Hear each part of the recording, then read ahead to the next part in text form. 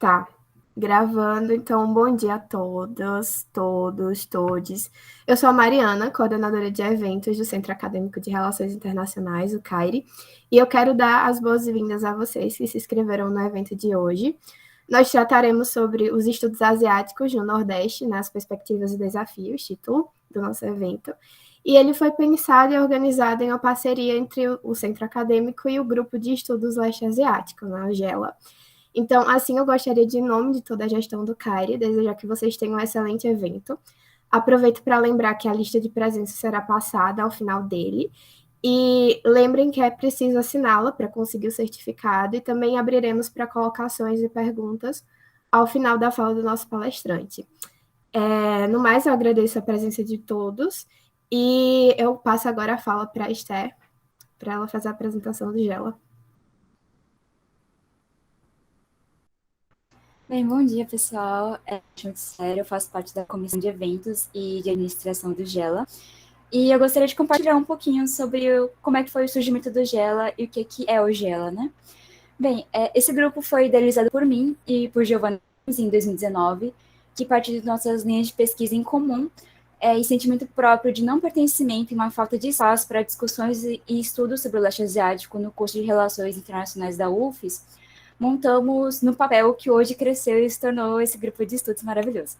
Bem, muito dos insights surgiu de uma demanda pessoal minha, a partir da minha ascendência japonesa, foi sentir uma necessidade pessoal em estudar, buscar e discutir com os amigos e me sentir acolhida nas pesquisas relacionadas a isso. Então, essa ideia surgiu do duplo sentimento de pertencimento e não pertencimento, isso sendo um fator muito importante para a estruturação do grupo, tendo a nossa primeira reunião de discussão em fevereiro de 2020. Bem, o Grupo de Estudos Leste Asiático, ou GELA, é iniciativa totalmente estudantil, a partir de interesses em comum e, ao mesmo tempo, falta de estudos especializados sobre a região do Leste Asiático. Esta é composta por China, Mongólia, Japão, Coreias e as regiões administrativas autônomas da China. No grupo procuramos, sobretudo, uma fuga do viés norte-eurocentrado econômico, muito predominante no campo de relações internacionais. Bem, a partir disso foi construída uma rede de apoio interno aos estudantes dedicados a compreender e divulgar conhecimento sobre essa região, inicialmente como uma empreitada de estudantes do curso de Relações Internacionais da UFES, mas agora não se restringe a esses alunos desse curso e universidade, tendo agora pesquisadores da área de cinema, geografia, economia e universidades como o FRJ e USP. Bem, isso não seria possível se não fossem os fundadores atuais no qual que quero homenagear. Marina Santos, Sandrelli Santos, Ana Clara Gomes, Ana Luísa Oliveira, Marcos Reis, Giovana Gomes, Cleverton Souza. E também quero homenagear os membros que tornaram essa história possível. Alice Barbosa, Letícia Alves, Maria Vienetsky, Luísa Souza, Bárbara Noli, Túlio Tavares, Amori Marcelo, Igor Batista e Andréia Santos. Agradeço a todas e todos e todes que tornaram isso possível. Eu fico muito feliz em ver o GELA crescendo e agora realizando seu primeiro evento de muitos outros. E com isso, eu passo a palavra para o nosso professor Renan para apresentar a sua fala.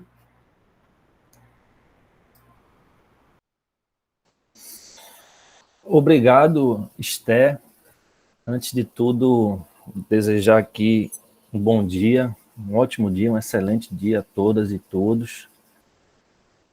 Sempre gosto de começar dizendo do meu prazer, que é, mesmo que virtualmente, falar a alunos e alunas de graduação da Universidade Federal de Sergipe. Eu passei um período como professor substituto no DRI, entre 2017 e 2019, que foi um período em que realmente fui muito feliz, aprendi muito, melhorei muito como profissional, como professor.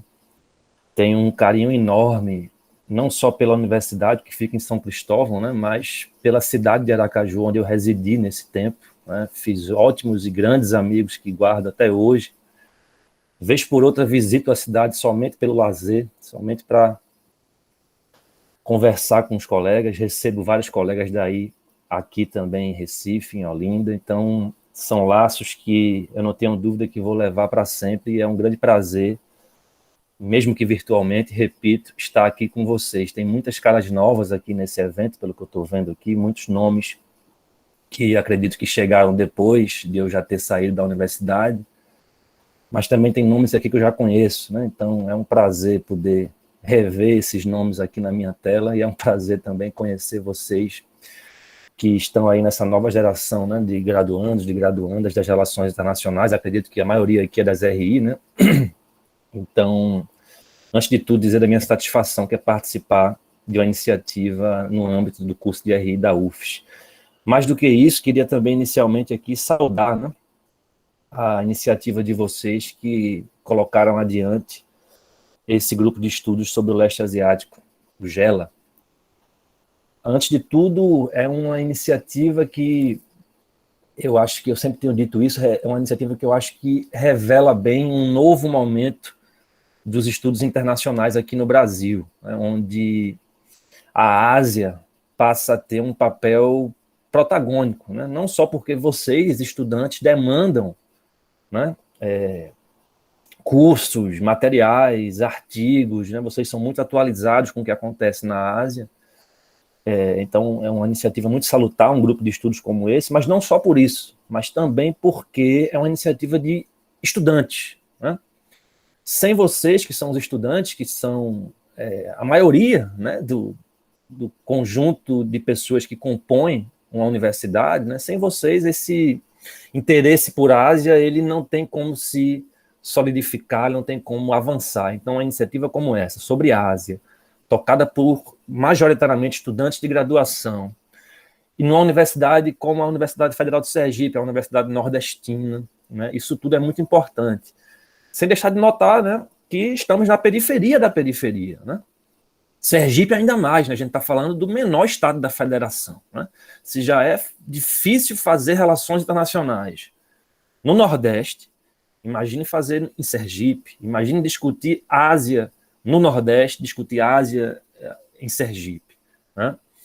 Não só em Sergipe, mas é emblemático o fato de ser uma periferia da periferia, né? Então, antes de qualquer coisa, eu queria dizer desses momentos iniciais aqui, desse prazer e desse meu entusiasmo, né, em falar aqui para vocês nesse evento, tá? Eu vou compartilhar aqui a minha tela, tudo bem? Eu preparei aqui uns slides para que a gente possa ter um componente visual aqui na minha fala. Só um instantinho.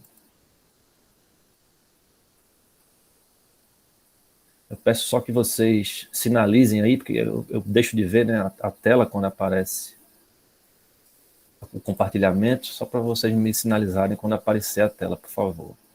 Apareceu, tá aparecendo aqui, tá todo mundo vendo? Pronto. Joia. Vamos em frente, então. Bom, o tema que me foi proposto aqui para esse evento do GELA foi Estudos Asiáticos no Nordeste, Desafios e Perspectivas. Normalmente, né, nesses eventos, nesses encontros, né, a gente mesmo que coloca, né, na apresentação as temáticas que a gente está pesquisando, né?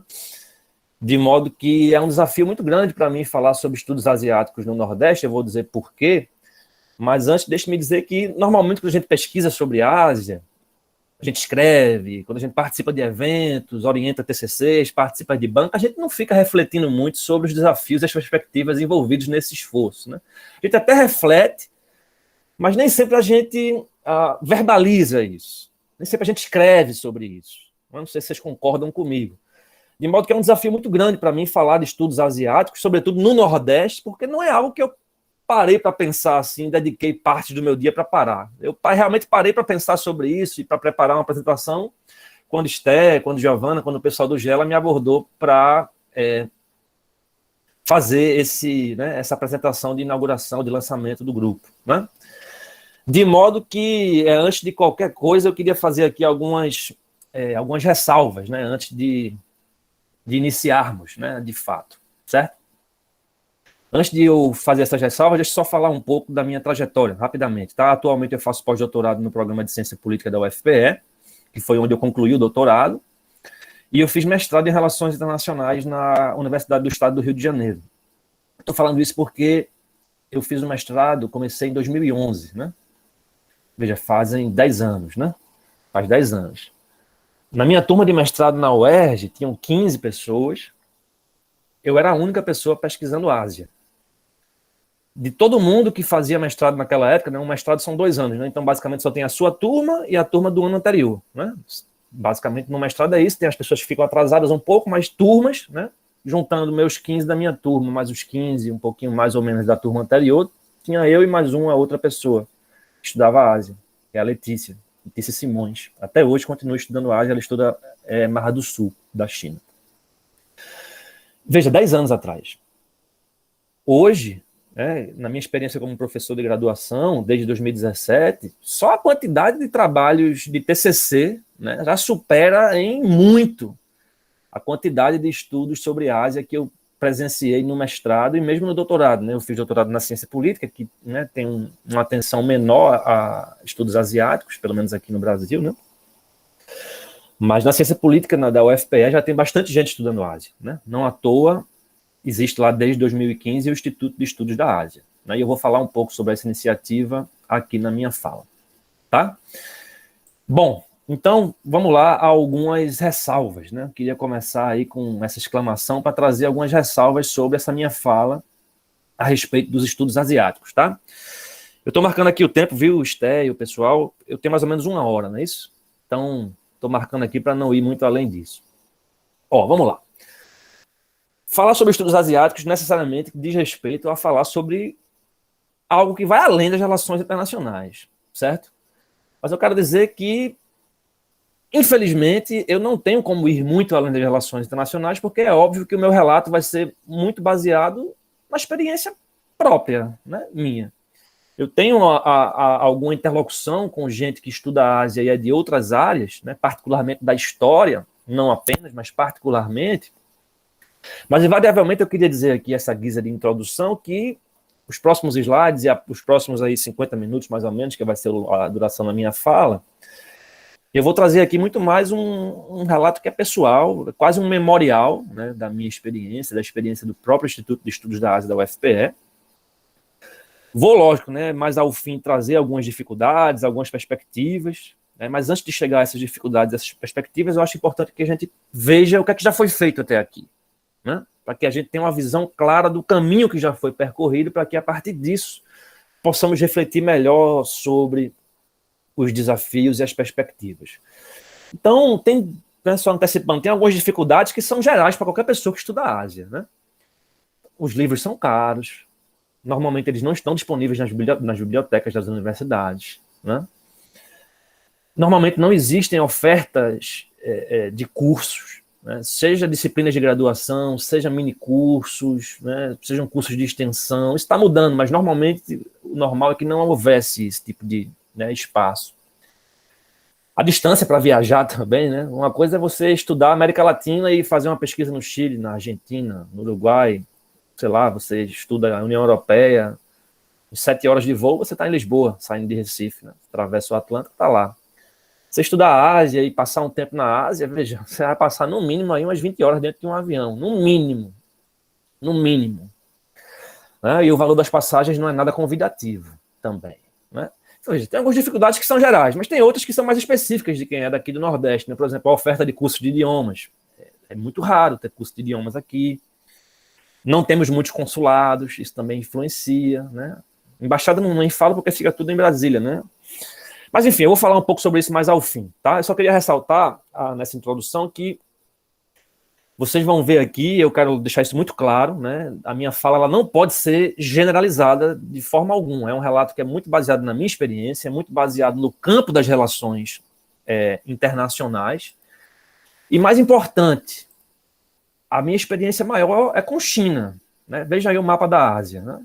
A Ásia é o maior continente do mundo, é uma região, estou chamando de região como sinônimo de continente, né? Mas é brutalmente gigante e diversa e heterogênea. Se a gente parte ali, né, olhando para esse mapa aí, da esquerda para a direita, indo lá da Turquia e o que se chama de Oriente Médio, que é a Ásia também, diga-se de passagem, às vezes a gente esquece, né? Acha que o Oriente Médio é uma coisa separada, né? Não, essas divisões são arbitrárias, é verdade, mas, né, é Ásia, né? Se você abre qualquer enciclopédia de Ásia, o Oriente Médio está lá na Ásia.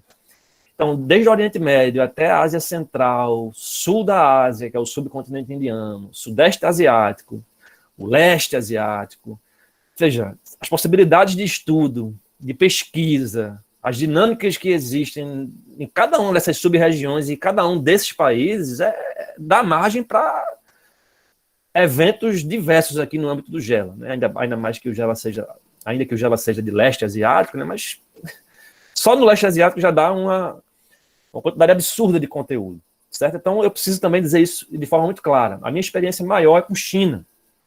Lógico que isso me leva a pesquisar o entorno, né?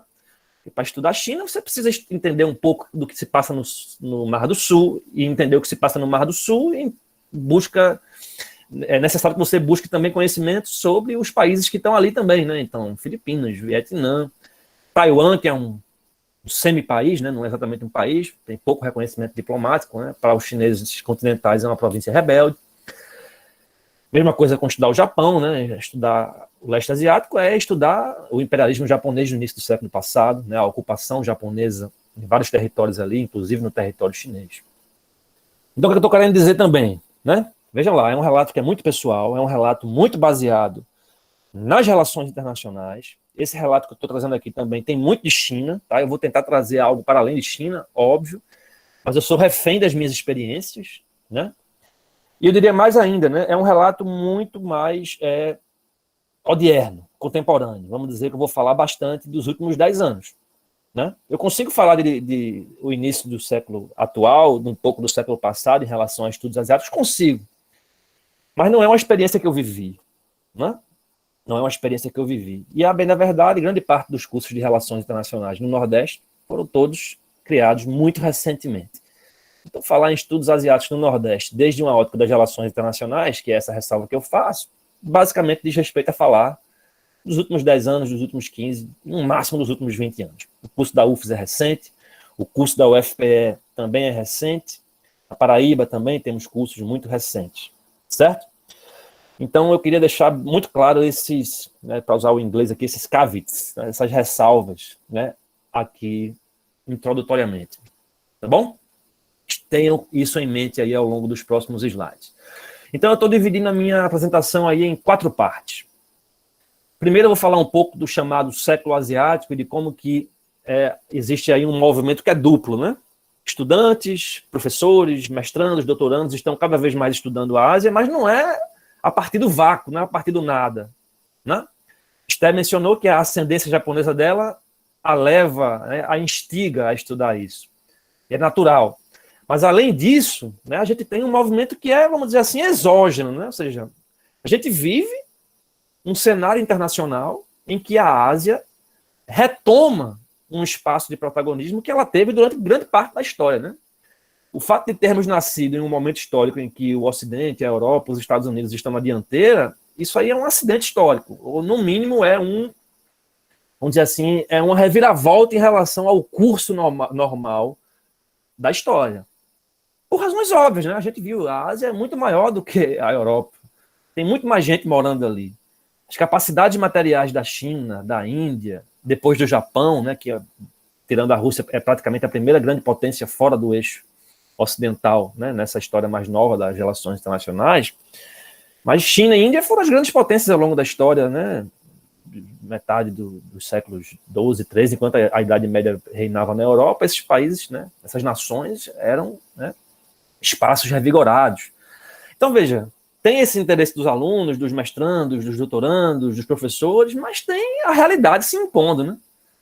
E nós, como analistas internacionais, precisamos estar preparados, aptas, preparadas a entender esse novo momento. E eu acho que a Academia Brasileira, né, tem dedicado atenção a isso. Entre outras razões também porque tem o fator China, né, como sempre, né? Desde 2009, a China é a principal parceira comercial do Brasil. Foi nesse período também, né, no início desse século agora, na transição da primeira para a segunda década, nos anos 2010, vamos dizer, que chegaram aqui os Institutos Confúcio, né? Teve a abertura de um consulado aqui em Recife. O interesse na cultura japonesa também revigorou-se muito.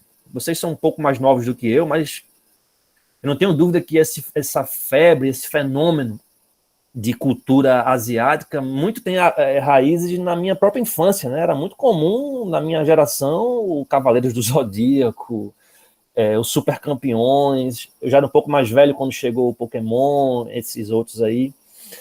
E hoje em dia nem se fala, né? K-pop, mangás, Bollywood, doramas. Esses também são elementos que, por mais que estejam na seara cultural, e muitas vezes parece que relações internacionais e cultura não se misturam, que é uma grande balela, mas na verdade muita gente quer estudar a Ásia e se interessa pelo continente a partir dessa porta de entrada. Não sei se vocês concordam comigo. Eu noto muito isso conversando com os alunos de graduação, né? Gente que entra para os estudos de Ásia, sei lá, a partir do interesse pelo BTS, certo? Então, eu vou começar falando um pouco sobre isso, contextualizando de forma geral. Depois eu queria gastar um tempinho falando da experiência do Instituto de Estudos da Ásia, da UFPE. Não é só porque eu faço parte dele, mas eu acho que é porque foi a primeira iniciativa aqui no Nordeste que teve condições de unir esforços, não só dentro da UFPE, mas fora dela. O Instituto de Estudos da Ásia faz eventos e faz iniciativas que trazem gente da UFES, da UFPB, da UEPB, da Federal da Bahia, de modo que, posso estar enganado, mas me parece ser a primeira iniciativa assim, que eu digo que conseguiu concertar esforços, certo? E, por exemplo, o primeiro Seminário Nordestino de Estudos da Ásia foi um evento que aconteceu lá, né?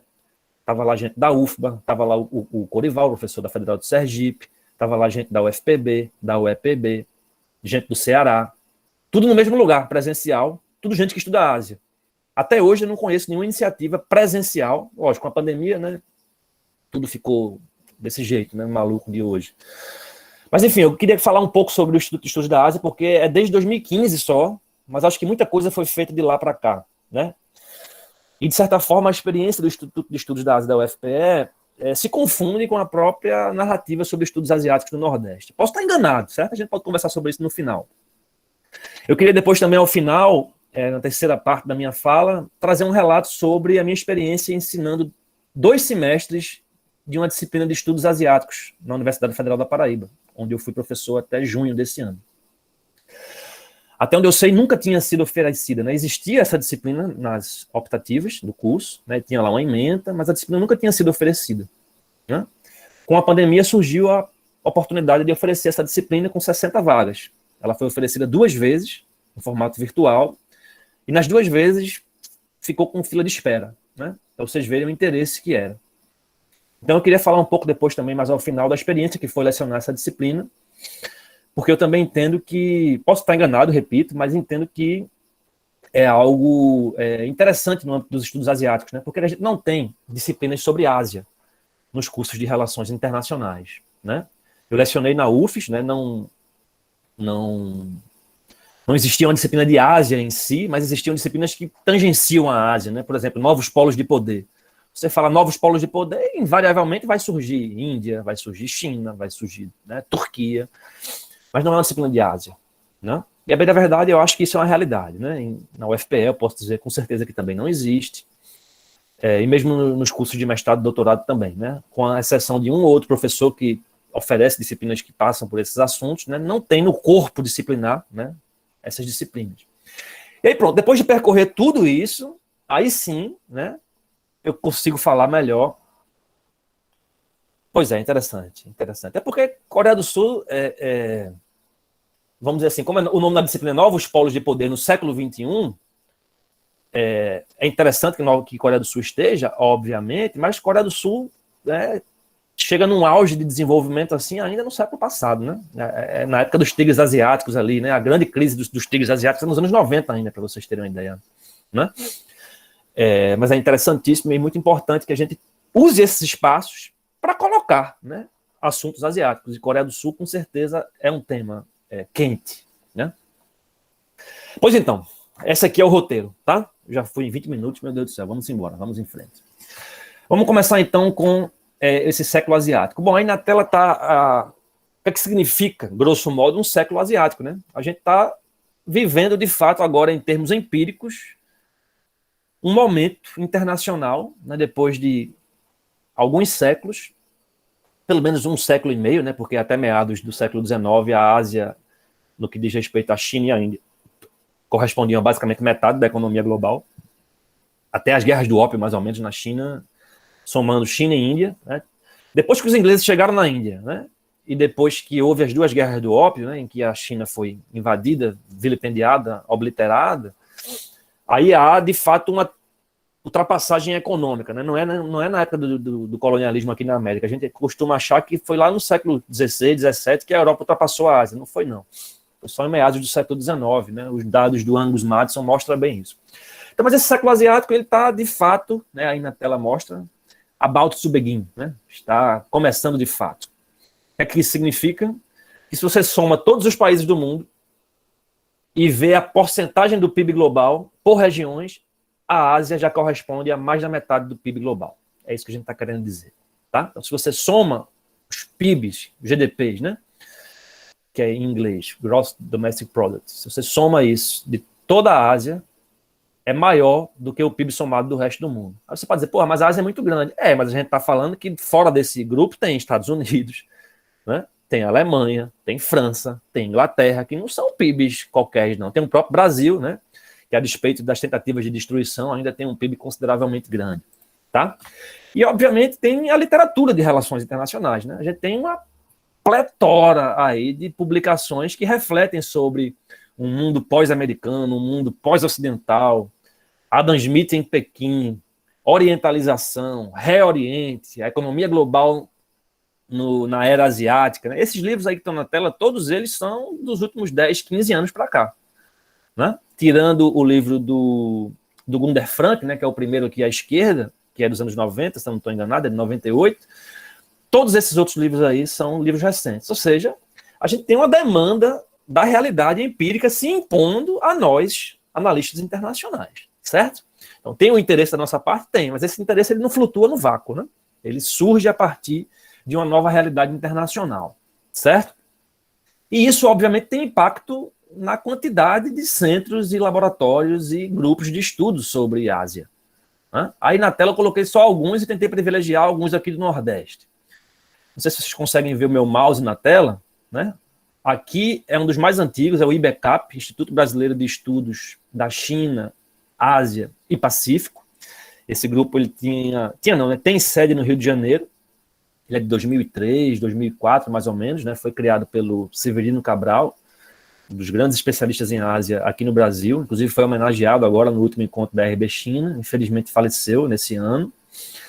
Mas, para vocês terem ideia, meu primeiro contato com Ásia na academia, no mestrado, foi com o Severino. Ele foi dar uma palestra quando eu fazia mestrado na UERJ. Foi ali que eu disse, porra, tem gente estudando Ásia, tem gente estudando China. Era o Severino Cabral. E embaixo aí de azulzinho, tem o grupo de estudos Ásia-Pacífico da PUC de São Paulo, que é um dos mais antigos também, e ele é dividido, né, em outros centros, né? Um sobre China, um sobre Japão, um sobre Coreia e um sobre o Sudeste Asiático. Esse centro também é de 2003, por aí, e foi reestruturado em 2006. Entre seus fundadores tem o Henrique Altemani. Não sei se vocês já ouviram falar do professor Henrique Altemani, ele é um dos grandes e um dos mais antigos, ainda vivos, especialistas e entusiastas nos estudos asiáticos aqui no Brasil, né? Esse grupo da PUC, desculpa, eu também não sei como é que se está ativo ou não hoje em dia, mas faz parte da história dos estudos asiáticos no Brasil, né? Mais para a esquerda, aqui em cima, tem o GEPAP, tá? Não sei se vocês conhecem o GEPAP. O GEPAP ele é da UEPB, da Universidade Estadual da Paraíba. Ele é coordenado pelo professor Alexandre Cunha Leite. Não sei se já ouviram falar também, mas é uma autoridade em estudos sobre a Ásia-Pacífico e sobre China, em especial, né? Alexandre é a pessoa, no momento, no Brasil, que mais publica sobre China, certo?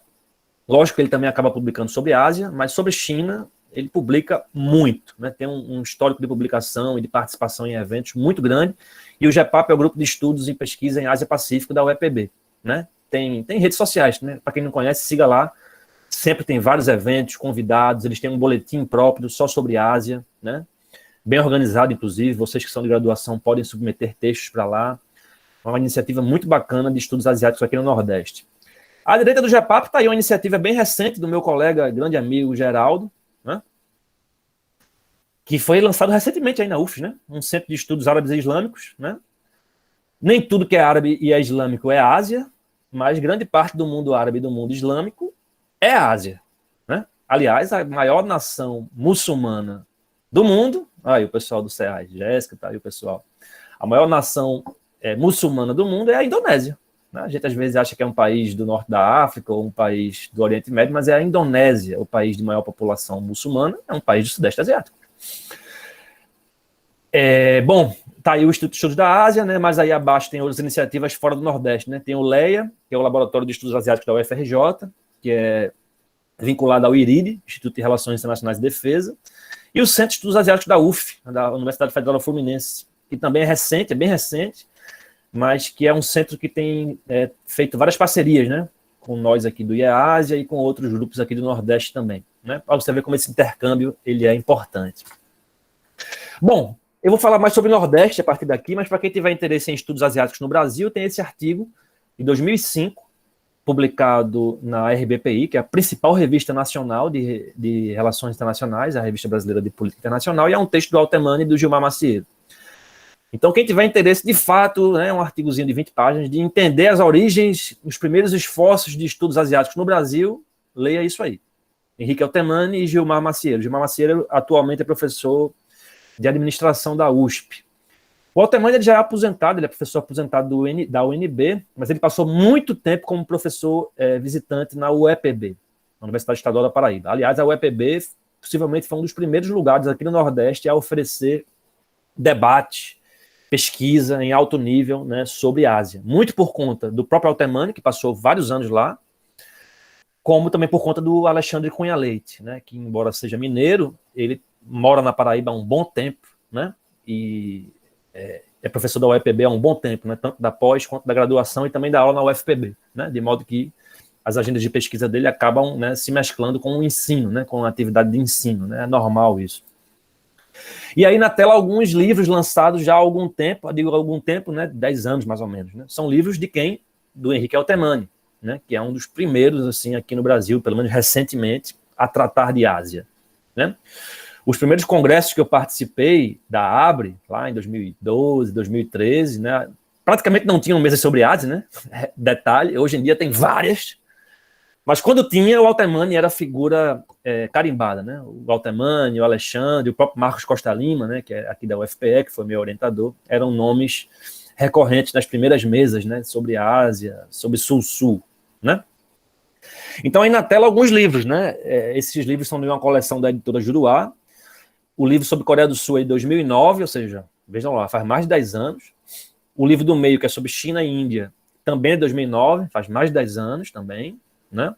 O Altemani, ele é o coordenador, né? Ele não é o único autor do livro, tá? Ele é o organizador da obra, né? E pode ver que o livro de Coreia do Sul é dele com o Macieiro também, né? E à direita, um sobre Japão. Esse livro sobre Japão é de 2010, tá? Ou seja, são livros de mais de uma década para cá, tá? Mas todos eles produzidos nos grandes centros, vamos dizer assim, né? Altemani, o Macieiro são pesquisadores do Sudeste, tá? Mas antes de a gente chegar no Nordeste, é interessante a gente ver que, né, esses esforços estão fora também. Aí alguns outros livros, tá? Que mostram também que não é novidade, né? Estudos asiáticos, assim, no grosso, né? É uma novidade, mas com várias aspas. A Esquerda, um dos melhores livros, na minha opinião, sobre relações China-Brasil, né? Tá um pouco desatualizado, porque foi lançado em 2008, né? Mas a Daniele Beccá, que é a autora desse livro, ela é professora da UNB, é coordenadora de um centro de estudos globais na UNB, é uma das grandes especialistas em Ásia também, sobretudo em China, aqui no Brasil. Esse livro foi lançado em 2008 pela FUNAG, mas é fruto da tese de doutorado dela, né? Então, pode ver que tinha gente também já pesquisando antes. Mas tenho certeza que, se depois vocês tiverem a oportunidade de entrevistar a Daniele ou o Altemani, eles vão dizer isso, né? Na minha época tinha pouca gente estudando, né? E o próprio artigo do Altemani fala isso, né? Os primeiros esforços de sistematizar estudos asiáticos no Brasil eram muito individuais. Era do Altemani, da Daniele, do Hernani, lá na UFRJ, de outras pessoas também, né? E aí no meio e na direita, 2 livros da editora Fino Traço, né? Um do Altemani, de novo, Brasil e China, um livro de 2012, e um livro do Vicentino, que é da URGS, da Federal do Rio Grande do Sul, que é um livro, inclusive, que eu usei bastante na minha disciplina de estudos asiáticos na UFPB, tá? Por fim, antes de eu entrar na experiência dos estudos da Ásia, notem aí na tela, recentemente eu fiz um esforço assim bem grosseiro, né, de coletar dados sobre artigos a respeito da China em periódicos brasileiros, né? Ou seja, como é que está a publicação de artigos sobre China em periódicos brasileiros de ciência política e relações internacionais? Então, eu coletei esses artigos desde o primeiro número das revistas até 2019, foi quando eu parei de coletar, porque quase 30 revistas, para ver como é que foi a evolução ao longo do tempo. Vejam aí a tela, né? Até mais ou menos 2009, aqui, ó, não sei se vocês conseguem ver o meu mouse, até 2009 eram pouquíssimos artigos sobre China, né? A partir de 2010 há um salto, né? Há um salto. A verdade é que de 2011, que é esse ponto aqui do gráfico, em diante, né? A maior parte dos artigos que eu tabulei foram 257 artigos que eu coletei. Desses 257, 234, ou seja, 91%, foram publicados entre 2011 e 2019. Ou seja, há um boom de publicações sobre a China, que reflete o nosso interesse sobre esse país, que é um dos mais pesquisados por conta das relações com o Brasil, por conta de ser um suposto desafiante aos Estados Unidos, etc. Não só por isso, mas também porque grande parte das revistas de relações internacionais elas só surgem a partir de 2010. Isso é importante também, né? Ou seja, as revistas que existiam de 2010 para trás, que é a RBPI, a revista da Escola de Guerra Naval, a revista da Escola Superior de Guerra, não eram revistas que publicavam muito sobre Ásia, né? Então isso é importante também, e vejam que as temáticas mais pesquisadas também dizem respeito ao nosso interesse por relações sino-brasileiras. Veja aí que os artigos com as temáticas mais recorrentes são sobre China, isso, tá? Relações com o Brasil, Estados Unidos, ou seja, basicamente disputas hegemônicas, e BRICS, ou seja, estudos sobre os BRICS, tá? Então, só que eu estou querendo dizer aqui é que tudo isso revela um novo momento dos estudos internacionais no Brasil, de modo que o interesse por Ásia faz parte desse novo momento. Tá bom? Tranquilo até aqui? Agora eu consigo falar, né, melhor sobre a experiência do Instituto de Estudos da Ásia. Certo? Repito, acho interessante trazer essa experiência porque, primeiro, é um relato muito pessoal, então eu vivi muito isso de perto, porque o Instituto foi lançado em 2015, que foi o ano que eu iniciei meu doutorado na UFPE, mas também, né, além de eu ter vivido muito de perto, mas também porque, repito, eu acho que é um espaço privilegiado de, vamos dizer assim, de amálgama, né, de muitas pessoas interessadas em Ásia. Dentro da UFPE, existiam esforços separados, mas, sobretudo, fora dela. Foi a partir do Instituto de Estudos da Ásia que eu entrei em contato com muita gente de fora da UFPE e que até hoje estabeleço contato muito, muito frutífero, muito profícuo com essas pessoas, tá? Professor Alexandre, professora Elza, da Universidade Federal da Bahia. Eu conheci o Corival num evento do Instituto Ásia, para vocês terem uma ideia, né? O Wallace, que hoje é muito conhecido, o Wallace Moreira, que é um grande especialista em Coreia, conheci ele nos âmbitos dos eventos do IEASIA, tá? Ou seja, acho que foi uma iniciativa muito interessante. Tá? Eu vou falar um pouco sobre ela, porque nessa curta trajetória de vida, vamos dizer assim, do falecido IEASIA, né? Digo falecido porque ele virou CEASIA, vou falar sobre isso. Mas nessa curta trajetória de 5, 6 anos, muita coisa já foi feita. Tá? E para falar mais ao fim de desafios e de perspectivas, é interessante que a gente olhe para tudo que foi feito, né? Para a gente não ficar se lamuriando também, né? Vamos lá, então. O Instituto de Estudos da Ásia, está aí uma reportagem do JC, Jornal do Comércio, o principal jornal aqui de Recife, né? Ele foi lançado em 2015, né? Está aí a data, né? 20 de março de 2015. Eu lembro perfeitamente, era início de semestre, na Universidade Federal de Pernambuco, eu tinha acabado de entrar no doutorado em Ciência Política. E esse evento de abertura, né?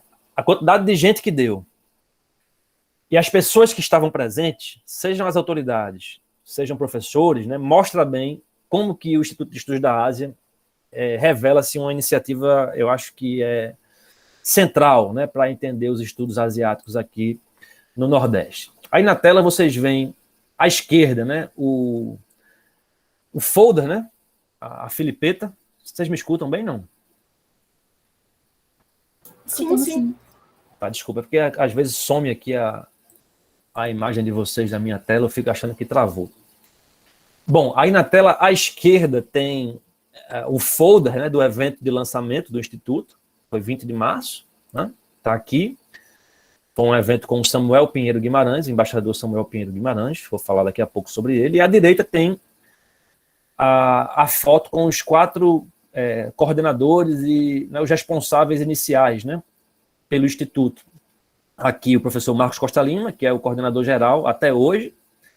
E à direita, aqui, a professora... Vocês conseguem ver Eu estou falando como se vocês conseguissem ver o meu mouse. Vocês conseguem ver meu mouse aqui, não? Conseguimos. Sim, dá para ver. Pronto, aqui é a professora Christine Dabá, uma das grandes autoridades na história, né, no curso de História, no departamento de História, na área de História, sobre China e sobre Ásia. Aqui o Bertrand Kozik e a Ana Cristina, que são professores da Geografia da UFPE. Esses 4 eram, né, os coordenadores adjuntos, vamos dizer assim, do Instituto Ásia na sua criação, tendo a figura do professor Marcos Costa Lima, que é da Ciência Política, a coordenação geral. Né? Essa foto é no evento de abertura. Aqui é a mesa do evento de abertura. Como eu disse, as pessoas presentes nessa mesa... Só um instantinho aqui, gente, rapidinho.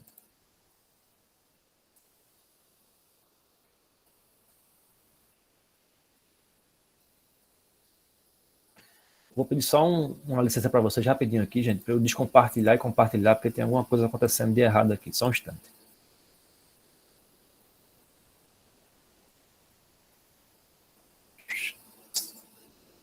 O computador está sentindo as dores de horas e horas por dia de câmera ligada, ele dá uns tilts aqui de vez em quando. Me avise aí quando aparecer a tela de novo, tá? Por favor. Peço desculpa aí pelo tilt. Já está aparecendo aqui. Obrigado. Pronto. Essa tela mostra a mesa de abertura do lançamento do IEASIA. Por que eu disse que é interessante olhar para quem está na mesa? Porque, veja, né? Da esquerda para a direita está aqui o Marcos, professor Marcos, está aqui o embaixador Samuel Pinheiro. Esses 2 aqui ao centro, aqui é o vice-reitor da UFPE na época, Silvio Romero Marques. Aqui é o reitor da UFPE na época e um grande incentivador do Instituto Ásia, Anísio Brasileiro. Aqui era a cônsul do Japão na época, Hitomi Sekiguchi. Recife tem um consulado do Japão, né? E aqui à direita é o diretor chinês do Instituto Confúcio, que tinha sido lançado recentemente. Na época, Recife ainda não tinha um consulado da China. É o professor Wang Gang. Na época, Recife não tinha um consulado chinês ainda. Se tivesse, possivelmente a cônsul estaria aí. Então, veja, você está falando de um evento que está na mesa o reitor, o vice-reitor, a cônsul do Japão e o diretor chinês do Instituto Confúcio. E o embaixador, que foi secretário-geral do Itamaraty por vários anos. Para vocês terem uma ideia, o secretário-geral do Itamaraty é o que está abaixo do ministro. Né? É o ministro e abaixo dele é o secretário-geral, é o embaixador Samuel. Ou seja, é um evento que mostra bem a importância que o Instituto Ásia tinha, né? E teve, e tem. Né? Basta dizer que a própria criação do Instituto veio da própria reitoria. O IEASIA e hoje a CEASIA são vinculados à reitoria da universidade. Em 2014, 2015, a UFPE criou um centro de estudos internacionais. E dentro desse centro tinha um Instituto Ásia, um Instituto de América Latina, um Instituto África e um Instituto Futuro. Veja, com uma sala própria, com recursos, com estagiários, com bolsa. Isso não é qualquer coisa não, viu, gente? Dentro da universidade isso faz diferença. Você ter um espaço físico para trabalhar, você ter verba para contratar evento, para fazer, contratar materiais, serviços. Você ter um estímulo, vamos dizer assim, dentro da política universitária, isso faz diferença. E você contar com autoridades como essas, né, dentro de um evento, isso faz diferença também. Né? Isso denota a importância da iniciativa. Tá? Então, vou mostrar para vocês aqui algumas fotos do evento. Está aqui o embaixador Samuel Pinheiro na sua palestra. Tá? Então, não sei se todo mundo conhece, mas Samuel Pinheiro é uma sumidade, ele é vivo ainda, é uma sumidade em relações internacionais. Foi secretário-geral do MRE durante boa parte do governo Lula, né? Na verdade, durante todo o governo Lula, né? De 2003 até 2009, basicamente, ele foi secretário-geral, era Celso Amorim e ele abaixo. Foi ministro-chefe da Secretaria de Assuntos Estratégicos no início do governo Dilma, eu acho. Foi auto-representante-geral do Mercosul, ou seja, um dos grandes diplomatas, um dos grandes quadros do Itamaraty. Né? Veja a quantidade de gente que deu no evento. Né? Isso aí é um auditório que tem na Biblioteca Central da Universidade. O evento lotado, né? Tinha gente em pé. Não sei se vocês conseguem ver aí na foto, tá pequenininha, mas esse rapaz aqui sentado aqui, deixa eu dar um zoom. Aqui, ó. Não sei se vocês conhecem, mas esse é o professor Alexandre Cunha Leite. E veio prestigiar o evento, veio da Paraíba, trouxe uma comitiva de alunos com ele, da UEPB, prestigiar o evento. Né? Tem jornalista, tem vários professores aqui em pé também aqui, ó. Vocês não vão conhecer, mas é o professor Antônio Henrique Lucena, que é professor aqui da Católica de Pernambuco, fez doutorado no Rio de Janeiro, na UF. Ou seja, muita gente que, né, e olha, vou dizer, viu, a UFPE é longe, viu? Se já estiver aqui em Recife, não é fácil chegar na UFPE. Você pega trânsito, ela fica distante de tudo da cidade, basicamente. Foi um evento que reuniu muita gente que, de fato, se esforçou para chegar lá e acompanhar, prestigiar, né, o lançamento. Veja aí como deu bastante gente. Aqui, ó, essa pessoa aqui sou eu, ainda imberbe, sem barba, tá vendo? Meu amigo Gustavo, meu amigo Pedro Soares aqui, todos eles na época ou professores ou doutorandos, né, interessados em estudos asiáticos, ou seja, deu bastante gente nesse evento, tá? Antes de seguir em frente, queria fazer um rápido parêntese aqui, né, para dizer que o IEASIA, né, ele surge amalgamando vários esforços, mas na UFPE já existia, antes do próprio IEASIA, o grupo de estudos sobre a história da Ásia, que é na História, no departamento de História. A professora Cristine Dabá, que eu mencionei agora há pouco, né, ela dá aulas sobre China e sobre Ásia em geral, mas sobretudo China e Japão, né, os interesses são esses mais, de forma mais firmada, né, desde o início dos anos 2000, né, de modo que normalmente quem tinha interesse em Ásia e era da história se acercava logo da Cristine Dabá. Ainda é assim hoje em dia, né, ela é uma das poucas, se não a única, né, que estuda esses temas. Então, por iniciativa de alunos também, né, existe o GESHA, né, o Grupo de Estudos GESHA, sobre a história da Ásia, né, que existe até hoje, na verdade, né, com os orientandas da Cristina, né. Então, é anterior ao IEASIA, né, mas como eu disse anteriormente, né, a minha experiência é muito na RI, então eu sei que existe, né, mas eu não consigo falar tanto, mas menciono que já existia dentro da própria universidade e outras iniciativas, tá? Feito essa ressalva, fecho esse parêntese. Bom, vamos falar agora de alguns eventos do IEASIA. Por quê? Porque eu acho que, olhando para esses eventos, olhando para a programação desses eventos, ou seja, para as pessoas que participam desses eventos, a gente consegue ver mais ou menos a rede que vai se formando, vai vendo as pessoas que estão envolvidas nesse processo de, vamos dizer assim, de evolução de um campo de estudos asiáticos no Nordeste. Tá? Eu vou falar especificamente de 2 eventos, que foram os 2 primeiros eventos do IEASIA, certo? O primeiro deles foi o seminário Conhecer a Ásia. Foi um seminário presencial na Universidade Federal de Pernambuco, foi o primeiro seminário do Instituto, em 2015, acho que muitos de vocês, basicamente a maioria, devia estar no colégio ainda nessa época. Aconteceu em setembro, veja, o lançamento do Instituto foi em março, o seminário aconteceu em setembro.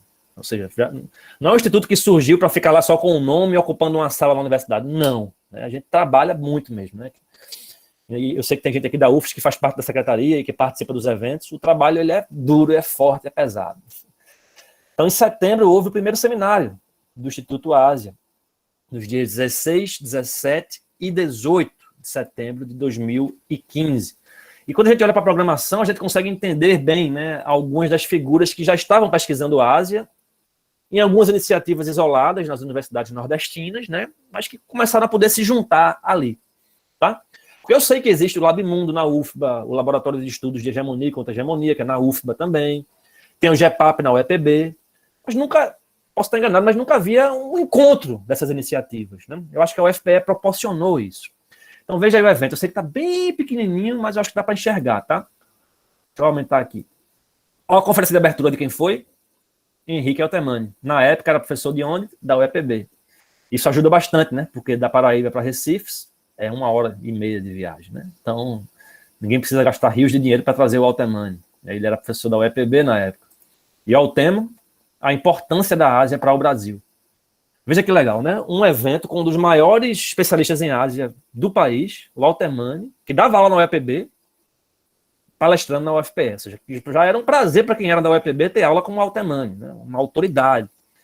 Para nós aqui que estava em Recife, né, ver uma palestra dele, né, para além de um evento, né, abre, esses eventos ele sempre estava lá, mas uma palestra com ele, falando 1 hora, aberto para perguntas, a conversa no cafezinho, é uma oportunidade massa, né? Então veja, a conferência de abertura foi da Altemani e a conferência de encerramento foi da secretária de Ciência, Tecnologia e Inovação de Pernambuco, a Lúcia Mello. Ou seja, isso mostra que há interesse dos próprios gestores públicos, entendeu? Porque a Ásia não é um fenômeno só acadêmico, pô. Entendeu? Faz parte da realidade política, econômica, social, cultural da nossa região. né? Os nossos governadores, os nossos secretários, os nossos burocratas, aqui em Pernambuco, aí em Sergipe, no Maranhão, Fortaleza, Ceará, sei lá, eles viajam com frequência para a China, para a Coreia, para a Malásia, porque são espaços importantes de fazer negócios, de conseguir investimentos, certo? Então, a presença de uma secretária de Estado mostra bem isso, né? E vejam o restante da programação, né? Deixa eu voltar aqui a tamanho aqui.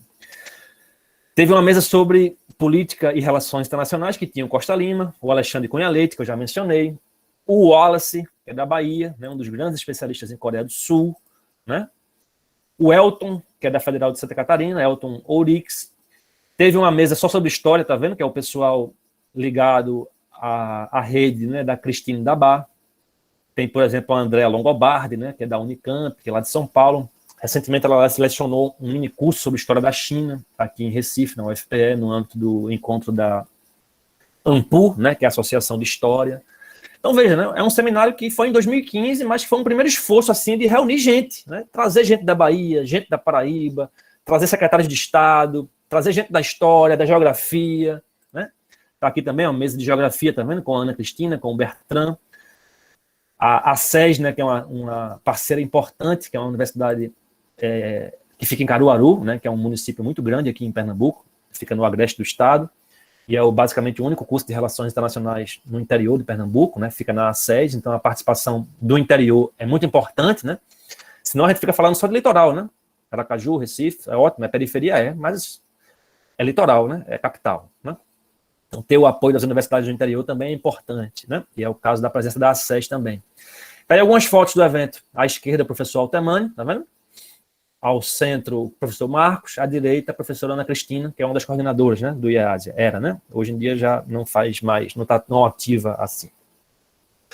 Outra foto aí também, pode ver, ó, uma sala com um quórum interessante. Depois eu vou mostrar uma foto com a sala inteira, né? Mas aí essa mesa é a mesa que tem da esquerda para a direita aqui o Wallace, tá vendo? O Marcos Costa Lima, Alexandre Cunha Leite, Elton, né? Aqui a sala completa. Tá vendo? Bastante gente. Vê lá, um evento na UFPE. Não é fácil chegar. Eu lembro bem que esse evento, eu participei nos GTs, veio gente, muita gente, aluno de graduação e mestrando e doutorando, de fora do Nordeste. Eu, na minha inocência, jamais imaginaria que um evento como esse, eu lembro bem, na minha mesa tinha uma pessoa, uma dupla de alunas da PUC-Rio, se eu não estou enganado. No GT de Cultura tinha um pós-graduando da UNB, Paulo Menechelli, é um dos grandes especialistas em diplomacia cultural. Até hoje eu faço contato com ele, vou participar de um evento com ele depois de amanhã, diga-se de passagem, no congresso da UFBA. O Paulo Menechelli veio lá de Brasília para Recife para apresentar um evento. Né? Então veja que, além de juntar gente do Nordeste, né, eram eventos que trazia gente de fora também e adensava essa rede de pessoas que estudam a Ásia, mas que estavam separadas, né, no Rio, em São Paulo, em Recife, na Paraíba, na Bahia. Um evento como esse junta, né, junta essas pessoas.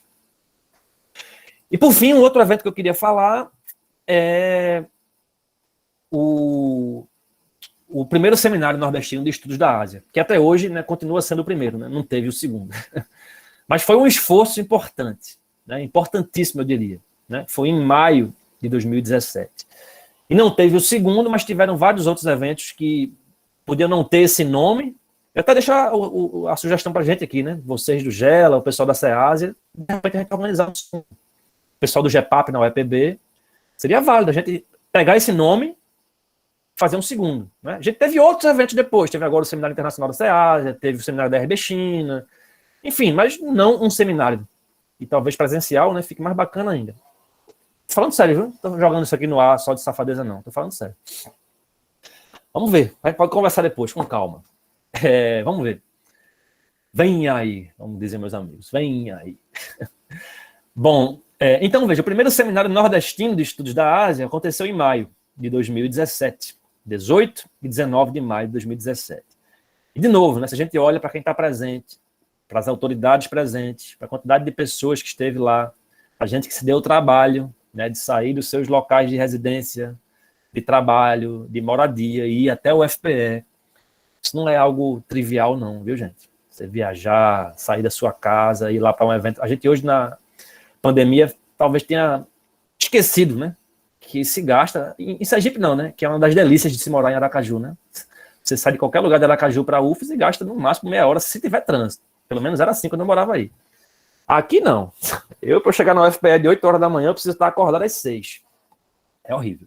E se tiver um acidente de trânsito, meu Deus. Bom, vamos falar do primeiro seminário? Né? Tá aí uma das fotos da mesa de abertura. Tá aí no primeiro plano o professor Marcos, como sempre. Ao lado dele, não dá para mostrar, mas essa cabeça aqui é a cabeça de quem era o cônsul do Japão na época. Não era mais uma cônsul, mas sim um cônsul. E ele fez uma das falas de abertura do evento. O nome dele é Yasuhiro Mitsui.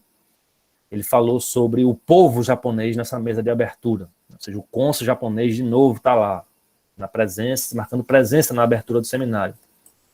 Essa professora aqui é a diretora de Relações Internacionais da Universidade Federal de Pernambuco. Né? Ou seja, ela é responsável pela internacionalização da universidade.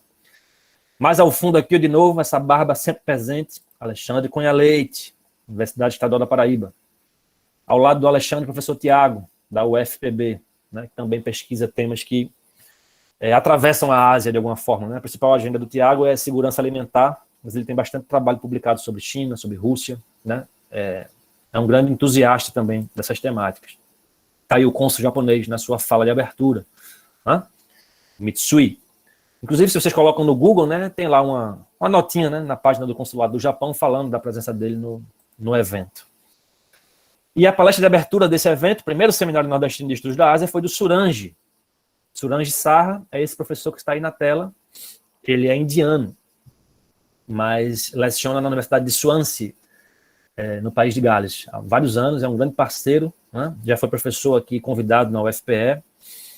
Inclusive, na minha seleção de doutorado, ele estava na banca, né? Ele era professor convidado na época, ele era um dos membros da banca de seleção da minha turma de doutorado, né? Então, a palestra de abertura foi com o professor Suranji Sarra, né? Ou seja, às vezes a gente esquece que a Índia, né, faz parte da Ásia também, né? A Ásia meridional, sul da Ásia, né? Ele falou um pouco sobre a Índia, mas falou bastante sobre a Ásia também, né? Aliás, China, Índia, Japão e Coreia do Sul, a meu juízo, são os 4 grandes, maiores focos, né, de atenção, né, das pessoas que estudam a Ásia. Né? Tem outros também, mas normalmente são esses 4 aí. Né? Aí a programação, né, de novo, faz diferença olhar para a programação, porque a gente vê quem está presente. De novo, na mesa está lá o reitor, está lá várias universidades representadas, tá vendo? O UFBA, o EPB, o FPB, a Faculdade de Damas, que é uma faculdade privada que tem curso de RI aqui em Recife. Professor Suranji, está aí a palestra de abertura. A Índia no novo contexto mundial. O governo Modi e os Estados Unidos de Trump. Né? Na época era 2017, né? Então lembra que estava todo mundo ainda sem saber muito bem como é que seria o Trump. Né? Foi uma desgraça, né? Mas a gente estava ainda, né, tentando entender como é que seria. E as mesas, né? Tá aí a mesa. Cunha Leite, professor Corival, aí de Sergipe, né, que também tem um conhecimento profundo sobre Ásia, sobre China, né? Aliás, o Corival tem um conhecimento profundo sobre várias coisas, né? É inacreditável como ele conhece de tudo e conhece muito de tudo, né? Tá aqui o Tiago Lima, da Paraíba, né? Tá aqui o restinho da programação, o professor Renildo, da Bahia, Daniel Aragão, da Bahia, a Lúcia Rabelo, que é da Psicologia da UFRJ, o Vico, que era da Unilab do Ceará, o Vico pesquisa Epistemologias do Sul, hoje ele é professor da UFPB, mas estava lá representando uma universidade cearense. Verdade, Vinícius, primeira vez que aparece Rússia. Que ainda há essa incompreensão, né, se Rússia é Europa, né, se tem uma parte... A verdade, né, assim, né, olhando para o mapa, Rússia é Ásia, né? Grande parte do território russo está na Ásia. Mas não dá para esquecer que uma parte significativa da geopolítica russa está muito relacionada com a Europa, né? A questão do gás natural, as fronteiras, né? Ali a relação com a Polônia, com os países do norte da Europa. A gente pode falar sobre isso depois, mas é verdade. Há uma, vamos dizer assim, uma lacuna, né, sobre Rússia. Marina falou bem aí, eu vou falar sobre esse minicurso daqui a pouco também, Marina.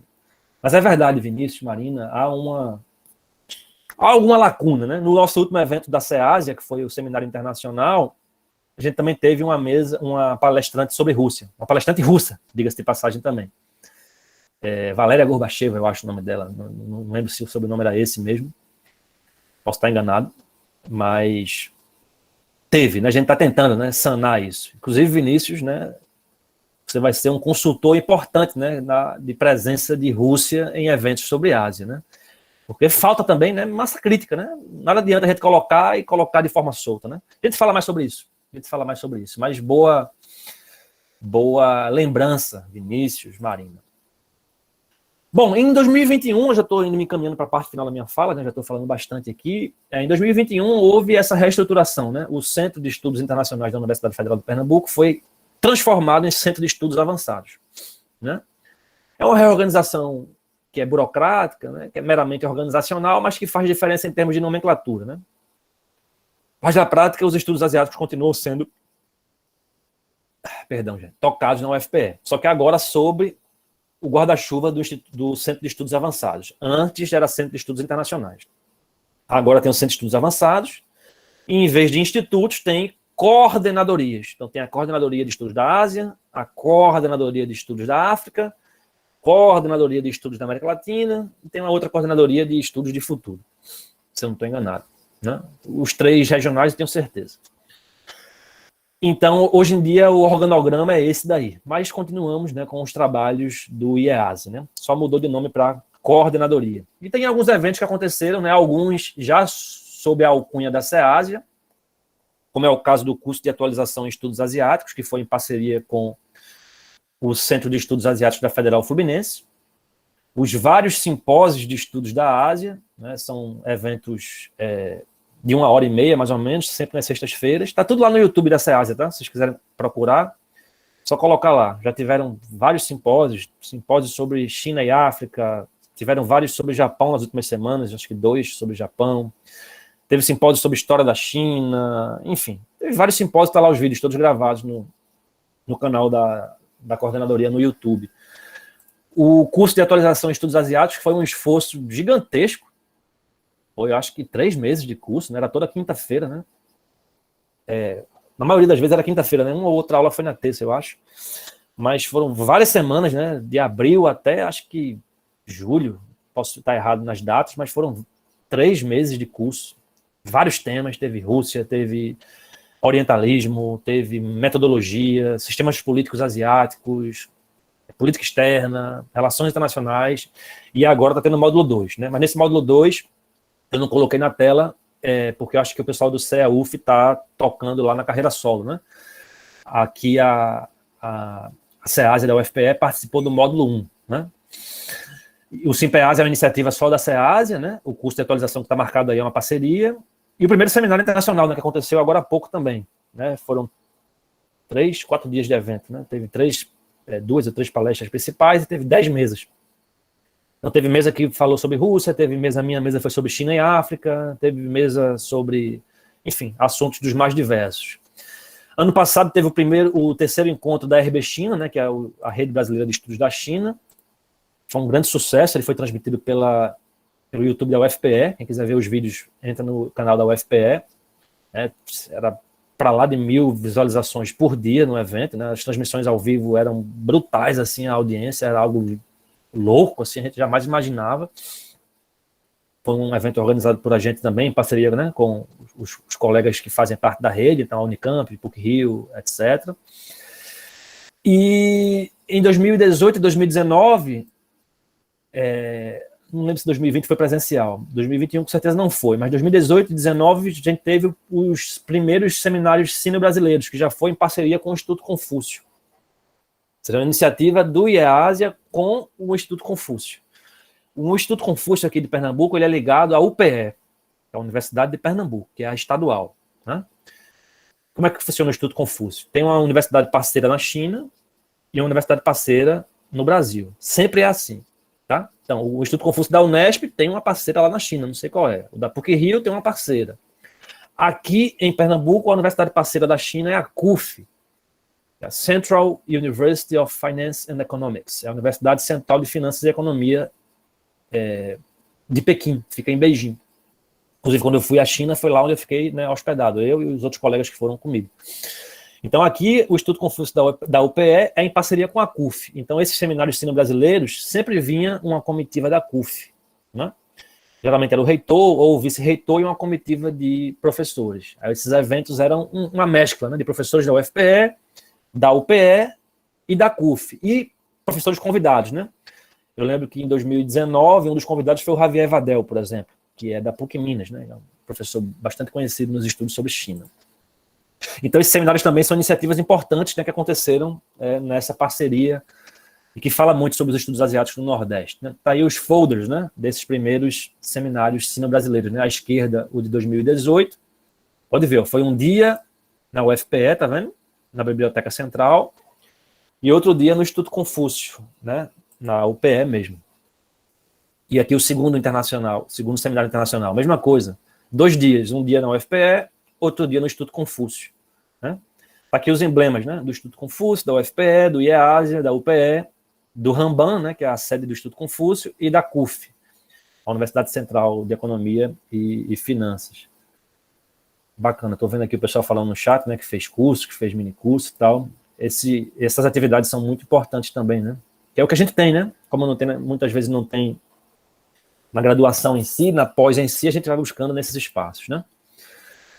Tá aí a mesa de abertura do seminário de 2018. De novo, vejam lá como isso é importante, viu, gente?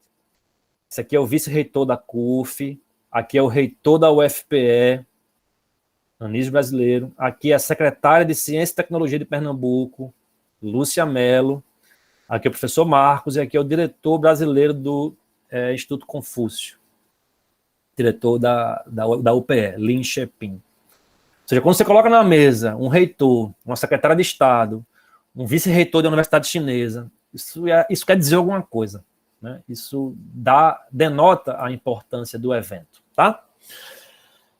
Vamos lá, estou falando muito, eu vou acelerar um pouco mais. Alguns livros e algumas publicações que já saíram, né? Agora já produzidas a partir aqui do Nordeste. Esses são alguns dos livros que o Instituto Ásia já organizou, né? Da esquerda para a direita, Perspectivas Asiáticas, é um livro de 2016. Sobre a China, é um livro de 2018, que aliás tem o mesmo título de um livro do Kissinger. Esses 2 livros foram organizados pelo professor Marcos Costa Lima, mas tem capítulos de diversas pessoas, de diversas universidades.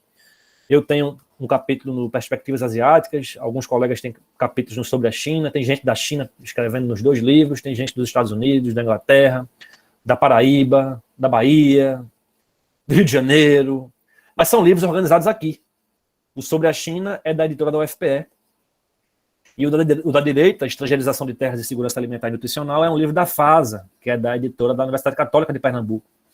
É uma parceria do Costa Lima com o Eduardo Matos, que é um grande amigo também, hoje em dia está no Canadá. Né? Fez mestrado em Ciência Política aqui na UFPE. É um livro também que tem, né, capítulo de muita gente. Aqui algumas outras publicações, daí o pessoal da História, né, a principal publicação da História da UFPE, que é o Caderno de História, tem um dossiê de História da Ásia de 2017, né? Recente. A revista Leste, que é a revista de estudos críticos asiáticos, que tem muita gente da UFPE também, em parceria com o pessoal da UF, do CEA.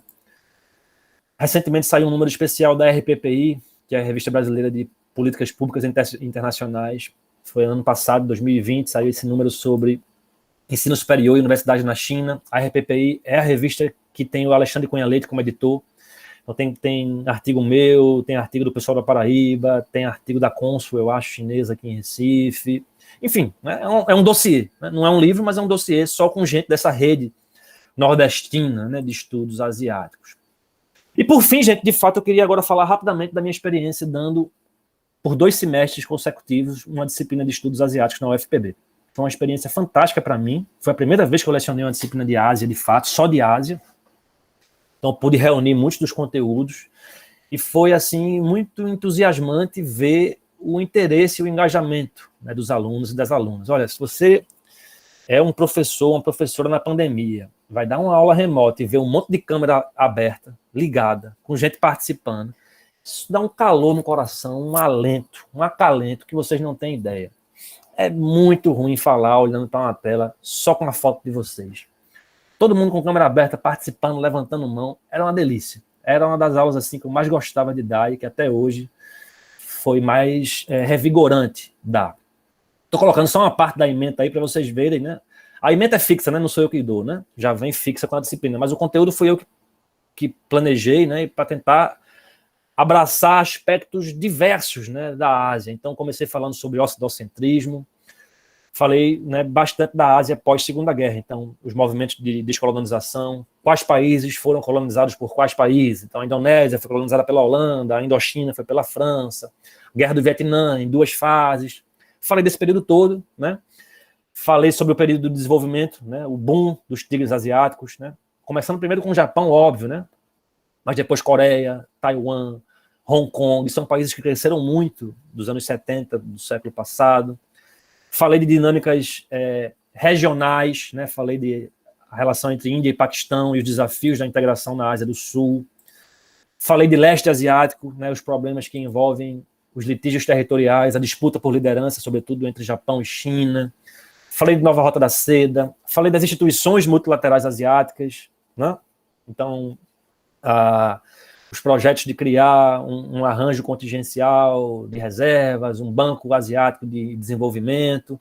Falei de teorias de relações internacionais asiáticas. Enfim, era um curso curto, né, de 10 semanas, mas consegui cobrir muita coisa e os alunos e as alunas participavam muito. E uma coisa que eu pude botar, né, nesse período mais remoto foi muito filme, né? Muito filme, muito podcast. Então, várias atividades eram para ver filme, trazer resenhas. Uma das notas, inclusive, era com o vencedor do Oscar, né? Aqui à esquerda, Parasita, né? É um filme sul-coreano que retrata bem. A gente, às vezes, olha para Seul com a visão romantizada, né? Parasita mostra bem, né? As pessoas vivendo em bunkers, vivendo abaixo do nível do solo, né? Uma privada onde você precisa ficar abaixado para não bater no teto. Então, né, uma das atividades foi, né, uma resenha. Disponibilizo sim, Marina, com certeza. Eu mando para vocês aí do Gelo e vocês compartilham. Então, uma das atividades, né, da disciplina era uma resenha sobre Parasita. Eu também usei muito esse filme como atividade também. A Land Imagined. Esse filme é de Singapura. O título em português é O Sonho de uma Casa. Ele tinha lá na Locadora Vermelha, né? Não sei se tem ainda hoje. Locadora Vermelha, vocês conhecem, né? Começa com N, Netflix. Ele tinha lá. Esse filme é bem legal, né? Um filme que narra um pouco do drama dos imigrantes em Singapura, né? Singapura é um país insular, né? Muito pequenininho, e é um país que basicamente vive do comércio e da imigração, né? Tem muito mais estrangeiros do que pessoas nascidas em Singapura. E uma grande parte dos imigrantes ou é chinês, né? Mas tem muita gente do sul da Ásia. Bangladesh, Paquistão, indianos também. Esse filme fala muito dessas coisas, né? Das obras para alargar o litoral, né? Tem muita obra de aterramento, né, em Singapura para poder alargar o litoral, para melhorar as atividades portuárias. Então, como era aulas online, né? Então eu usava muito esses conteúdos, né? Que eu acho que é bem legal, né? Muita gente acaba estudando Ásia a partir disso, né? Bollywood também. Outros filmes que eu passava na disciplina, né? Romeu Akbar Walter é um filme sobre o Paquistão e a Índia, né? Muita gente conhece, mas muita gente não conhece a história do Paquistão, da Índia, de Bangladesh. Paquistão e Bangladesh, se vocês sabem, era um país só, né? Depois que os ingleses saíram, né? Existia a Índia. Se você tiver um mapa aí perto, vejam aí, fica a Índia. De um lado fica o Paquistão, hoje em dia. E do outro lado fica Bangladesh. Originalmente, depois da descolonização, era Paquistão Ocidental e Paquistão Oriental. Era tudo Paquistão dividido pela Índia no meio. Era o mesmo país. Por razões diversas, que não cabe discutir aqui, na disciplina de estudos asiáticos a gente discutiu, né, mas houve uma guerra de separação e Bangladesh se tornou independente. Esse filme, Romeu Akbar Walter, fala um pouco sobre essa guerra, né? É um filme de ficção, óbvio, né? Fala de um agente de inteligência indiano infiltrado no Paquistão, na época da guerra de secessão com Bangladesh. Também está disponível na Locadora Vermelha. À direita, 2 filmes chineses também disponíveis na locadora, né? O Lobo Guerreiro, é uma franquia muito conhecida, e Operação Mar Vermelho. São filmes que mostram, né, muito do soft power chinês, mas também mostram bastante da política externa contemporânea da China, né? Esse filme Wolf Warrior eu acho ele muito interessante, porque os vilões do filme, né? Aí na tela vocês estão vendo o protagonista, esse rapaz aqui do meio, um chinês, e ao fundo os vilões, né? Os vilões são brancos, né? São pessoas que falam inglês e são brancos, né? O filme não fala a nacionalidade deles. Mas é interessante você ver as coisas se invertendo, né? Normalmente nos filmes que a gente assiste de ação, o vilão normalmente é um muçulmano, é um russo, é um asiático. é um africano. É só olhar para o James Bond, né? Olhar, enfim, né? As narrativas tradicionais, né? Essa é muito interessante, porque é um batalhão de elite, né? Das Forças Armadas Chinesas, né? Lutando contra mercenários que são anglófonos, né? Que falam inglês e são brancos. A história do filme não é exatamente, né, em torno disso, mas a representação, ela é interessante, né? Não é algo trivial. Você vê um filme em que os heróis são asiáticos e os vilões são brancos, enfim, né? Eu passava isso na disciplina também. Bom, gente, dito isso, finalizando agora, desafios e perspectivas, né? Falei muito, já estou aqui pelo meu cronômetro 1h11. Eu lembro que eu era 1h15 mais ou menos no e-mail, então eu estou cumprindo aí, viu? Eu sou psicopata com o tempo. Eu estava dizendo então que tem dificuldades que são gerais, tá? Mas eu acho que aqui a gente não é espaço para ficar se lamuriando, não. Acho que tem, exatamente, menos um ponto dependendo da pontuação total, né, Jéssica? Se for um seminário, assim, a gente tira 0,1, passou 1 minuto, passou 2, 0,2. Aí eu quero ver se você não cumpre o tempo. Sim, tem desafios que eu já mencionei aqui no início. Para viajar não é fácil, é caro, tem poucos cursos, os livros são caros, não estão na biblioteca.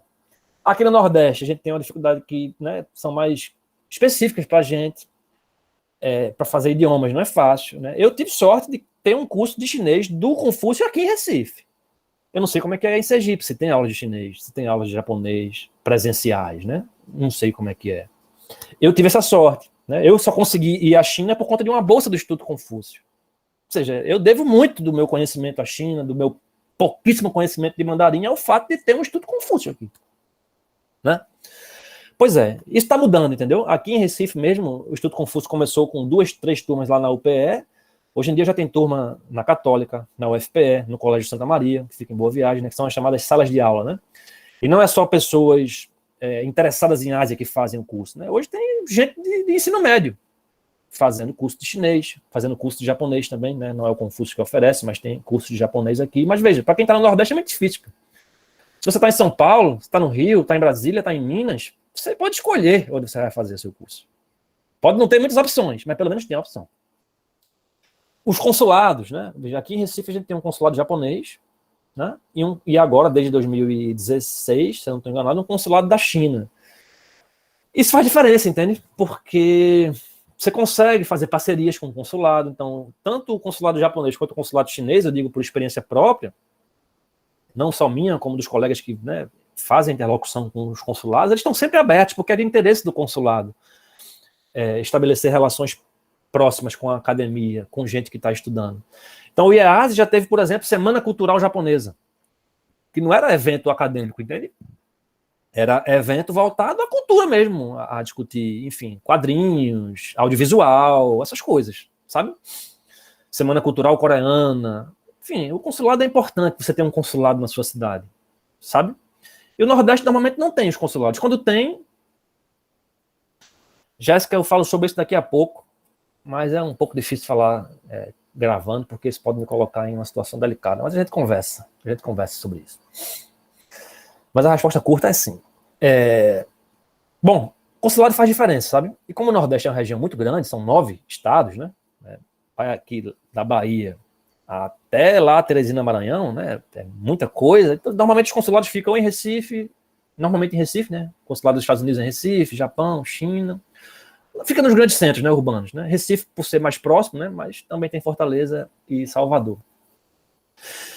Esses consulados eles têm o objetivo de ser um espaço para o Nordeste como um todo, mas naturalmente o lugar onde ele está acaba ganhando um pouco mais, né? Aqui no Nordeste também tem os desafios dos eventos, né? A maior parte dos eventos, pelo menos durante grande parte do tempo, acontecia lá, né? Em São Paulo, no Rio, em Brasília. Agora não, eu acabei de mostrar a vocês como vários desses eventos começam a acontecer aqui. Infelizmente em Recife, mas veja, Recife é no meio do Nordeste, literalmente, né? Ou seja, para quem está, até mesmo para quem está em Sergipe, eu digo isso porque eu já fui muito de carro e voltei para Sergipe, veja, são 7 horas de viagem. É horrível, mas dá para ir. Se você está em Alagoas para Recife, não é tão longe, entendeu? Você está em Natal, dá para ir, entendeu? É no meio do Nordeste. Então já teve algumas iniciativas presenciais que eu mostrei para vocês as fotos, que deu bastante gente, inclusive gente de fora. Na época também que as passagens de avião não eram tão abusivas quanto hoje em dia, né? pessoal foi acreditar, né, que se não cobrasse, se começassem a cobrar pelo assento e pela passagem, pelo assento e pela bagagem, ia diminuir o preço, tá aí, o preço diminuiu. Pois então, mas eu acho que as perspectivas são melhores, viu, gente? Acho que, finalizando agora de fato, né, a gente tem muita massa crítica sendo formada, tem vocês, tem eu falando aqui numa terça-feira, 10 horas da manhã, para 29 pessoas, 28 pessoas, para escutar sobre a Ásia. Eu acho isso fantástico. Sinceramente, eu acho isso fantástico, e isso fala muito das perspectivas. Eu não consigo mostrar, mas eu tô arrepiado. Sério mesmo. Os cabelinhos estão para cima. Eu acho isso fantástico, tá? Tem muita massa tem muita massa crítica sendo formada, e o interesse é fundamental. Vocês estão aqui estudando isso, pesquisando isso, criando um grupo de estudo sobre isso. Eu não sou exatamente uma pessoa velha, me considero jovem, mas sou um recém-doutor interessadíssimo em Ásia. Tem muito recém-doutor, muito mestrando, muito doutorando que é interessadíssimo no assunto. Tenho vários amigos competentíssimos, amigas também competentíssimas, que estão aí fazendo pesquisa e ensinando em alto nível, tanto aqui no Nordeste quanto fora. Isso é um novo momento, né? Você tem professoras que têm como Ásia a sua principal agenda de pesquisa. Me arrepio de verdade, vocês não conseguem ver, mas eu me arrepio de verdade. Isso é novidade, pô. Vocês estão vivendo algo que eu, 10 anos atrás, não vivi. E 10 anos não faz tanto tempo. Entende? Pra vocês terem uma ideia, teve concurso público na Federal do ABC, em São Paulo, em 2015, um concurso público para a China. Ou seja, abriu um concurso público para contratar um professor sobre China. Se eu não me engano, quem passou foi a professora Valéria Ribeiro, que é uma grande especialista em China. Né? Inclusive participei de um evento recentemente com ela na Abre. Ou seja, concurso público sobre China, disciplinas sobre Ásia, numa graduação, que foi o meu caso na UFPB, um grupo de estudos aqui na UFES, um Instituto Ásia na Federal de Pernambuco, um grupo de Ásia-Pacífico na Paraíba. Acho que as perspectivas são as melhores possíveis. Então, tem disciplinas sendo oferecidas, né, estão sendo oferecidas, ou diretamente sobre Ásia, mas se não, tratando sobre Ásia. Vocês acabaram de dizer aí que estão estudando um pouco de Ásia na graduação. Pode ser menos do que vocês gostariam, mas note que isso é um processo que demora. E que vocês estão sendo pioneiros nisso. Estão sendo pioneiras nisso. Está crescendo a oferta de disciplinas, tanto em graduação como em pós. O professor Costa Lima, aqui na Federal de Pernambuco, oferece disciplinas na pós-graduação. Não exatamente sobre Ásia, mas que trata de Ásia. Isso é uma novidade, pô. Você está numa pós-graduação em Ciência Política, em RI, e tem uma disciplina sobre Ásia lá. Porra, que massa, pô. As publicações estão crescendo, então, para quem não tem dificuldade para ler em inglês, tem cada vez mais livros e cada vez mais dossiês, artigos sendo publicados em língua portuguesa, certo? Eu acabei de mostrar alguns livros para vocês, tanto do Altemani, quanto do pessoal aqui do Nordeste. Em breve vai sair a Revista de Estudos da Ásia, da UFPE. O primeiro número vai sair muito breve, vai ser mais um espaço também de interlocução. Estou falando aqui em primeira mão isso para vocês. Vai sair livros em breve também, posso dizer que vai sair em pouco tempo, um livro sobre Brasil e China nas relações internacionais em língua portuguesa, lançado pela editora da UFPE. Eventos, grupos de estudo, tem muito interesse também para além de China, Japão e Coreia do Sul, né? Acho que foi Vinícius que falou aí de Rússia. Eu tive alunos que falam, que pesquisam sobre Ásia Central, né? Tem gente interessada em Mongólia. Enfim, eu só posso desejar aqui muito sucesso ao Gela e me colocar à disposição. É natural que pouco a pouco vai se robustecendo esse movimento de estudos asiáticos no Nordeste, e é uma satisfação ver isso acontecendo aqui enquanto estamos testemunhando, né, aos nossos olhos. E ver vocês, né, gente nova, gente engajada, entusiasmada, é fundamental nessa jornada. Eu fico por aqui, gente, pega o meu contato para quem não tem. Para quem foi meu ex-aluno, esqueça aquele e-mail do BOL. Eu tinha um e-mail do BOL que eu não uso mais. Chegou a hora de deixar ele de lado. E fico à disposição aí para a gente conversar mais um pouquinho, são 10h30 agora, né? Então tem mais um tempinho para a gente conversar, e fico à disposição também para quem quiser trocar umas ideias por e-mail. Tá bom? Valeu, gente. Muito obrigado. Muito obrigada pela sua fala, professor. Foi interessantíssima, tenho certeza disso. Fala aqui em nome do pessoal. Agora a gente vai encerrar a gravação para que a gente possa ficar mais à vontade com relação ao debate.